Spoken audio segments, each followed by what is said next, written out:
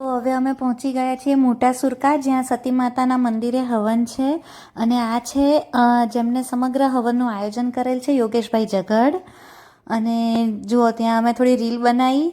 મેં મારા સાસુ જોડે ને મારા હસબન્ડ જોડે ફોટો પડાયો, અને બીજા બધાએ મારી જોડે ફોટો પડાયો. અને બસ આવી રીતે અમે વાતો કરી, ઓળખાણ કાઢીને બધી યાદો ભેગી કરી. પછી અમદાવાદ આવીને હું ગિફ્ટ સિટીમાં એક સરસ મજાનો પ્રોગ્રામ અટેન્ડ કરવા ગઈ. હેલો ફ્રેન્ડ્સ, આજે એક સરસ મજાનો મ્યુઝિકલ પ્રોગ્રામ છે મેરા દેશ પહેલે કરીને, તો હું એ જોવા જઈ રહી છું. અને અત્યારે સાઈડમાં ગાડી પાર્ક કરી છે અને હું ગિફ્ટ સિટી તરફ જઈ રહી છું. ત્યાં જઈને મેળ પડે ના પડે વિડીયો ઉતારવાનો. હું તમને લોકોને એ પ્રોગ્રામના ચંક્સ છે ને જરૂરથી શેર કરીશ કે તમે લોકો પણ એન્જોય કરી શકો. સો વેલકમ ટુ ગિફ્ટ સિટી.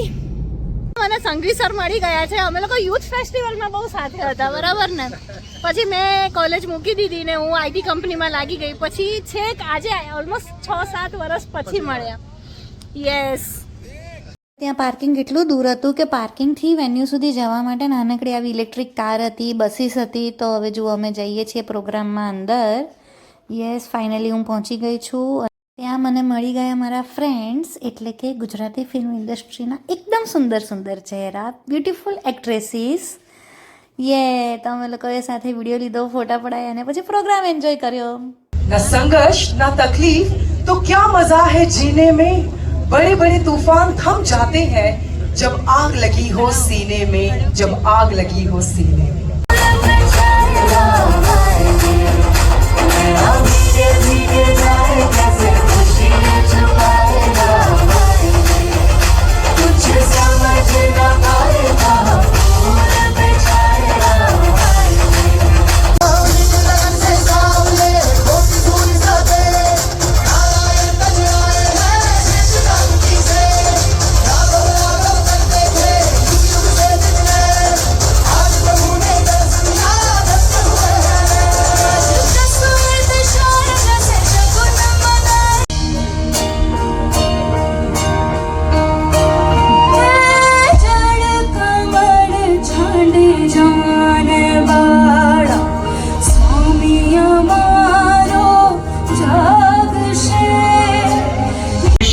समय ने स्वयं अपने हाथों से किया.